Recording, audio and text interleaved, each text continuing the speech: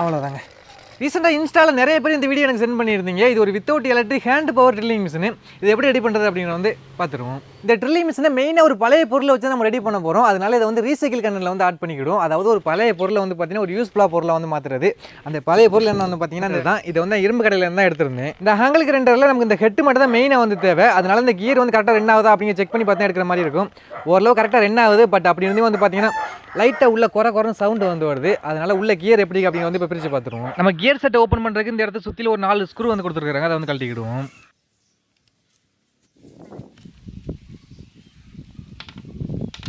அடுத்தது அந்த ஹெட்டை தனியாக கழட்டி எடுக்க போகிறோம். இதுக்கு ஒரு 4 ஸ்க்ரூ வந்து கொடுத்துருக்காங்க. அதையும் கழட்டிக்கிடுவோம்.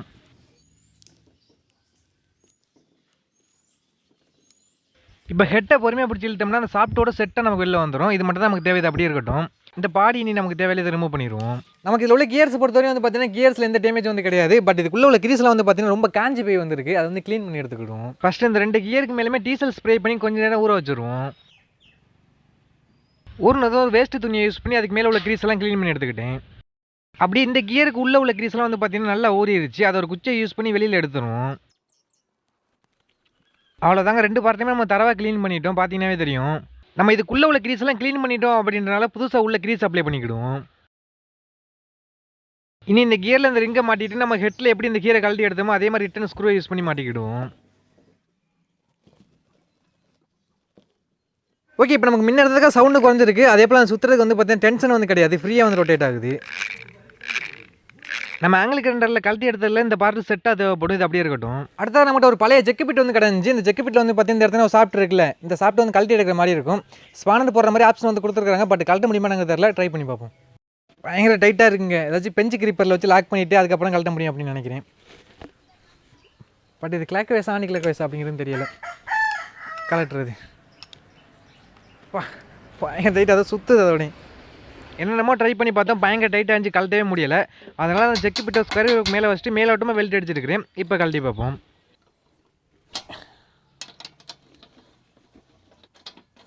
ஓகே, இப்போ இந்த ஜெக்கு பிட்டை தட்டி எடுத்துட்டு வெல்ட் எடுத்தோம் பார்த்தீங்களா, அந்த இடத்துல லைட்டாக கிரைண்டிங் பண்ணிக்கிடுவோம். அப்படியே அந்த ஜெக்கு பிட்டுக்கு மேலே உள்ள துருவையும் கிரைண்டிங் பண்ணி எடுத்துக்கிட்டேன். இப்போ இந்த ஜெக்கு பிட்டு நம்ம ஆங்கிள் கிரைண்டர்லேருந்து கழட்டி எடுத்த பார்ட்டில் இந்த சாஃப்ட்டோட எண்டில் இந்த இடத்துக்கு நேரம் வெல்ட் அடிக்க போகிறோம். அதுக்கு நமக்கு இந்த இடத்துல சின்ன பேரிங் இருக்குது பார்த்தீங்களா, அதை ஃபஸ்ட் ரிமூவ் பண்ணிக்கிடுவோம். அப்படியே அந்த இடத்துக்கு நேரம் உள்ள அந்த கார்பன் காயிலையும் தட்டி ரிமூவ் பண்ணிக்கிடுவோம். இப்போ இந்த ஜெக்கு பிட்டை சாஃப்ட்டில் இந்த இடத்துக்கு நேரம் மாட்டிட்டு இத்தி கூட அலைன்மெண்ட் இல்லாமல் கரெக்டாக ஸ்ட்ரைட்டாக இருக்க மாதிரி வச்சு வெல்ட் அடிச்சுக்கிடும். நம்ம இத்தி அலைன்மெண்ட் வச்சிட்டாலுமே இந்த டூலை யூஸ் பண்ணி ஹோல்ஸ் போடும்போது ப்ராப்ளம் வரும். இப்போ நான் இதை சுத்தம் போது இத்தி கூட அலைன்மெண்ட் இல்லை அப்படின்ற மாதிரி தான் தெரியுது. இப்போ நம்ம இதை பிடிக்கிறது எங்கேயுமே வசம் வந்து கிடையாது. அதாவது நம்ம வந்து அந்த ட்ரில் பண்ணும்போது கொஞ்சம் ப்ரெஷரை வந்து ப்ரெஸ் பண்ணுற மாதிரி இருக்கும். அந்த ப்ரெஷரை கொடுக்குறது வந்து பார்த்தீங்கன்னா இதுலேருந்து ஒரு ஹேண்டில் மாதிரி ரெடி பண்ண போகிறோம். அதை எப்படி ரெடி பண்ணுறது அப்படின்னு வந்து பார்த்துருவோம். அதுக்காக 1 இன்ச் இரும்பு பட்டியில் ஒரு 6 இன்ச் நீளத்துக்கு 2 பீஸ் கட் பண்ணி எடுத்துக்கிடுவோம். இப்போ கட் பண்ணி எடுத்த இரும்பு பட்டியில் ஒரு பக்கம் கார்னர் மட்டும் நல்லா கிரைண்டிங் பண்ணி எடுத்துக்கிடும். அப்படி கிரைண்டிங் பண்ணோம்னா பார்க்கறதுக்கு நல்லாயிருக்கும். இப்போ கிரைண்டிங் பண்ண பக்கத்தோட எண்டில் ஒரு 8 mm போல்ட் போகிற அளவு ஹோல்ஸ் வந்து போட்டுக்கிடுவோம். அடுத்ததாக 3/4 இன்ச் பைப்பு சின்னதாக ஒரு பீஸ் எடுத்துருக்கிறேன். இந்த 2 இரும்பு பட்டை நம்ம எப்படி வச்சிருக்கோம் அதே ஷேப்பில் வெல்ட் அடிச்சுக்கிடுவோம். நம்ம ஹேண்டில் வந்து ரெடி. ஆனால் இந்த ஹேண்டில் வந்து டேரெக்டாக நம்ம ஃபிக்ஸ் பண்ணிட முடியாது. ஏன்னா இந்த ஆங்கிள் கிரைண்டரோட ஹெட்டுக்கு இந்த ஹேண்டில் வந்து பார்த்தீங்கன்னா பயங்கர ஹேப் டிஸ்டன்ஸ் வந்து இருக்குது. இந்த ஆங்கிள் கிரைண்டரோட ஹெட்டுக்கு ஏற்ற மாதிரி இந்த ஹேண்டில் வந்து பென் பண்ணி எடுத்துக்கிடுவோம். இப்போ இந்த ஹெட்டுக்குள்ளே கரெக்டாக கிளாம்பு வந்து சேருது. அந்த ஹெட்டில் வந்து பார்த்தீங்கன்னா 2 சைடு போல்டு போகிற மாதிரி ஆப்ஷன் வந்து கொடுத்துருப்பாங்க. அதில் போல்டு போட்டு டைட் பண்ணிக்கிடுவோம்.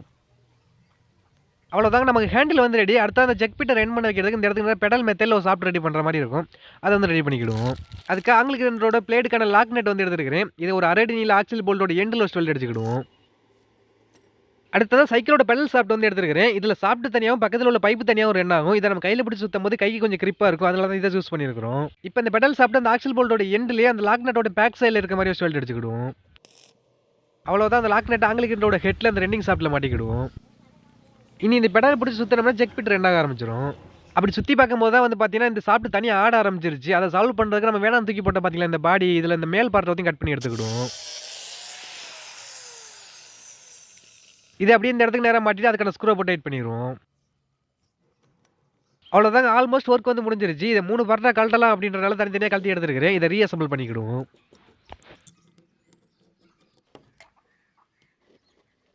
அவ்வளோதாங்க, நமக்கு வித்தவுட் எலக்ட்ரிக் ரன் ஆகிற மாதிரி ஒரு ட்ரில்லிங் மிஷின் வந்து ரெடி. இதை பிடிக்கிறதுக்கு நல்ல ஒரு கம்ஃபர்டபுளாக இருக்குது. அதே போல் ரன் பண்ணுறதுக்கு ரொம்ப சிம்பிளாக தாங்க இருக்குது. லைட்டாக தான் சுற்றுறேன். இங்கே உள்ள அந்த ஜெக் பிட் என்ன ஸ்பீடாக சுற்றுது பாருங்களேன். பட் பர்ஃபார்மன்ஸ் எப்படி இருக்குது அப்படின்னு தெரியல, டெஸ்ட் பண்ணி பார்ப்போம். ஓகே, இப்போ நம்ம டெஸ்ட் பண்ணுறதுக்கு ஒரு 3 டைப் ஆஃப் வுட் வந்து பார்த்தீங்கன்னா எடுத்துருக்கிறேன். அதுக்கடுத்து ஒரு பிவிஎஸ் பைப் வந்து எடுத்துருக்கிறேன். இந்த பிவிஎஸ் பைப் வந்து பார்த்தீங்கன்னா கொஞ்சம் லேசாக வந்துருக்கும். அதுக்கடுத்து தென்னம்பலகை எடுத்துருக்கல, இது கொஞ்சம் ஈஸியாக வந்து ஓட்ட போட்டுடலாம். அதுக்கடுத்து வந்து பார்த்தீங்கன்னா ப்ளேவுட் வந்து எடுத்துருக்கிறோம். அதுக்கப்புறம் வந்து பார்த்தீங்கன்னா இது கொஞ்சம் ஹார்டாக வேப்பம் பலகை வந்து எடுத்துருக்கிறோம். இதில் தான் ட்ரில் பண்ண முடியுமாங்கிறது வந்து பயங்கரமாக இருக்க போகுது. அப்படி இந்த சைடு வந்து பார்த்தீங்கன்னா ஒரு 5 டைப் ஆஃப் ட்ரில் பிட் வந்து எடுத்துருக்கிறேன். இது எல்லாத்துலேயும் ஹோல்ஸ் வந்து போட்டு பார்க்குறோம், எல்லா பிட்லையும் போட முடியுமா அப்படிங்கிறத. இப்போ நம்ம எடுத்ததில் மெட்டல் பைப் பற்றி மிஸ் ஆகும். இதை யூஸ் பண்ணி மெட்டலில் ஹோல்ஸ் போட முடியுமா என்னங்கிறது வந்து டவுட் தான். அதை ஃபைனலாக டெஸ்ட் பண்ணி பார்ப்போம். இது அப்படியே சைடு வந்துருக்கட்டும். இப்போ என்ன பண்ணுறோம்னா, நம்ம ஃபஸ்ட் எடுத்து பார்த்தீங்களா இந்த 4 mm பிட்டு இதை வந்து மாட்டிக்கிடுவோம். 4 mm பிட்டில் ஃபஸ்ட்டு ஹோல்ஸ் போட போகிற வந்து பார்த்தீங்கன்னா இந்த பிவிசி பைப்பில் தான் ஹோல்ஸ் எப்படி போடுறது அப்படிங்கிறத வந்து பார்க்க போகிறோம். அவ்வளோதாங்க, சும்மா லைட்டாக சுற்றும் போது அங்கே பாருங்கள், அது பாட்டில் ஹோல்ஸ் போட்டு போயிட்டுருக்கு, கிழிச்சு தள்ளிக்கு போகுது. நான் ரொம்ப ப்ரெஷர்லாம் கொடுக்கல, அவ்வளோதான். ஒரு 3 சுற்றி நம்ம சுற்றினே அவ்வளோதான் ஹோல்ஸ் வந்து விழுந்துருச்சுங்க. ரொம்ப சிம்பிள் தான் பாருங்கள். 1 2 3 4 5 அவ்வளோதான் ஹோல்ஸ் வந்துருச்சுங்க. அதுவும் லைட்டாக 5 சுற்றில நமக்கு வந்து ஹோல்ஸ் வந்து வந்துருச்சு. அடுத்தது அதே 4 mm பிட்டில் வந்து பார்த்தீங்கன்னா தென்னம்பலகில் வந்து ஹோல்ஸ் வந்து போட போகிறோம். இதில் எப்படி போடுறது அப்படிங்கிறதையும் பார்த்துருவோம். அதே மாதிரி தாங்க, சும்மா லைட்டை சுற்றினா அது பாட்டில் இறங்கிட்டு இருக்காங்க பாருங்கள், பார்த்தீங்கன்னா தெரியும். நான் ப்ரெஷரே கொடுக்கல ஃபஸ்ட்டு, அதுதான் இங்கே மெயினான விஷயம். நல்லா இறங்குது.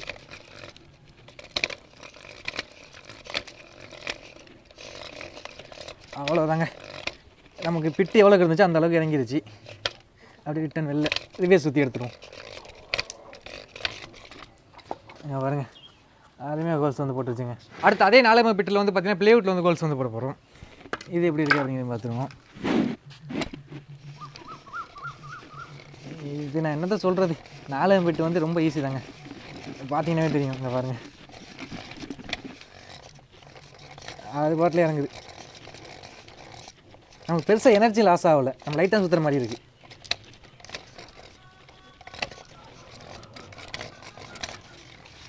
அவ்வளோதாங்க, இறங்கிட்டாப்புல. இங்கே பாருங்க எவ்வளோ டீட்டெயிலாக கோல்ஸ் வந்திருக்கு அப்படின்னு. அடுத்து வந்து பார்த்தீங்கன்னா நல்லா ஹார்டான வேப்பம் பலகை, ஹார்டாகவும் இருக்குது, கொஞ்சம் திக்காகவும் இருக்குது. இதில் எப்படி கோல்ஸ் போடுறது அப்படிங்கிற பார்த்துருவோம்.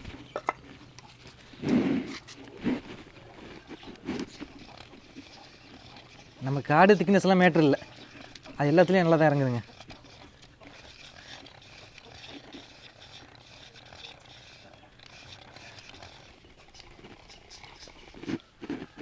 அவ்வளோதாங்க, நம்ம எந்தளவுக்கு ஸ்ட்ரைட்டாக பிடிக்கிறோமோ அது பாட்டில் நீட்டாக இறங்குது.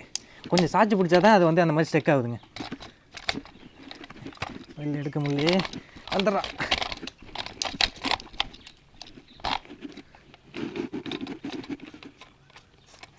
அவ்வளோதாங்க, நல்லா ஹோல்ஸ் வந்துருச்சு.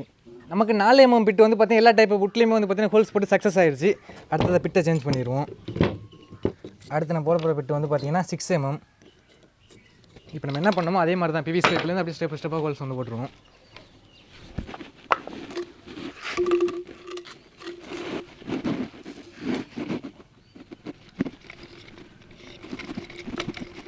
அவ்வளோதான், பிவிசி பைப்புக்கெலாம் நமக்கு டைமே கிடையாது, அது பாட்டில் போட்டு தள்ளிட்டு போயிட்டே இருங்க. பாருங்கள், அசால்ட்டாக போட்டாப்பில். அடுத்த தென்னம்பழம் எடுத்துருவோம்.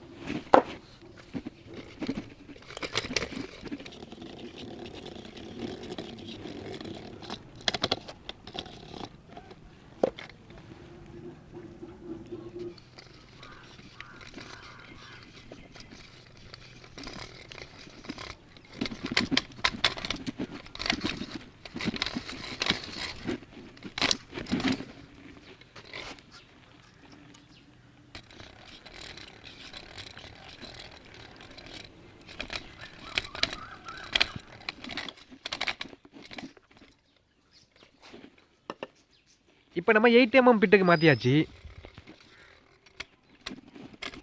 நான் அந்த ஆங்கிள் கிரைண்டர் ஹெட்டை ஸ்ட்ரைட்டாக பிடிக்கிறேன்னா பார்த்தீங்கன்னா அந்த கியர் வந்து உள்ளே ஸ்லிப் ஆகுது.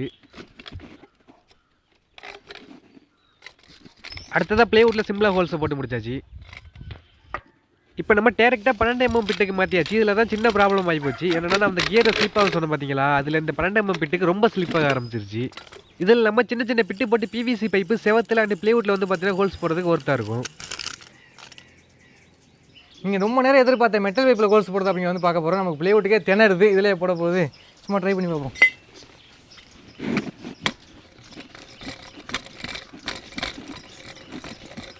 வாய்ப்பே இல்லைங்க, எதுக்கு சும்மா ட்ரை பண்ணிக்கிட்டு.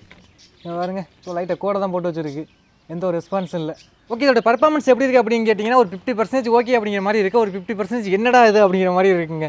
எனக்கு என்ன அதில் பிரச்சனை நான் ஃபேஸ் பண்ணேன்னா, அந்த உள்ளிருக்க அந்த கியர் இருக்குல்ல, அதை நம்ம ரொட்டேட் பண்ணும்போது வந்து பார்த்திங்கன்னா ஸ்லிப் ஆகுது. சவுண்டு கேட்குதா? அப்படியே நம்ம அந்த பெரிய பிட்டு போட்டோம், அதில் வந்து ஸ்லிப் ஆயிடுச்சு நல்லா. எதாச்சும் உள்ளே அந்த கியர் டேமேஜ் ஆகிடுச்சா இல்லை நான் எடுத்த ஆங்கிள் கிரைண்டர்லேயே ஆல்ரெடி டேமேஜ் இருந்துச்சு அப்படிங்கிறது தெரில. நான் பார்க்கும்போது கியர் நல்லா தான் இருந்துச்சு, பட் இந்த ஆங்கிள் கிரைண்டர் வந்து பார்த்திங்கன்னா சைனா பீஸ் ஆங்கிள் கிரைண்டர், அந்த கியர் வந்து தாங்கலை அப்படின்னு நினைக்கிறேன். அதெல்லாம் ஸ்லிப்பாக ஆரம்பிச்சிருச்சு. பட் வீட்டுக்கு சின்ன சின்ன யூஸுக்கு வந்து கண்டிப்பாக எனக்கு வந்து ஒர்த்து அப்படின்னு நினைக்கிறேன். இந்த பிவிசி பைப், இந்த பிளேவுட்லாம் கோல்ஸ் போடுறோம்ல, அந்த சின்ன சின்ன பிட்டு போட்டு யூஸ் பண்ணுறதுக்கு ஒரு 50% ஓகே. ஒரு 50% வச்சு பார்த்தீங்கன்னா இது என்ன அப்படிங்கிற மாதிரி இருக்குது. உங்களோட ஒப்பீனியன் என்ன அப்படிங்கிறது வந்து கமெண்ட் பாக்ஸ் தட்டி விட்டுருங்க. இதே மாதிரி வேறு என்ன பண்ணலாம் அப்படிங்கிறது சொல்லுங்கள். நெக்ஸ்ட் இன்ட்ரெஸ்டிங் வீடியோவில் மீட் பண்ணலாம்.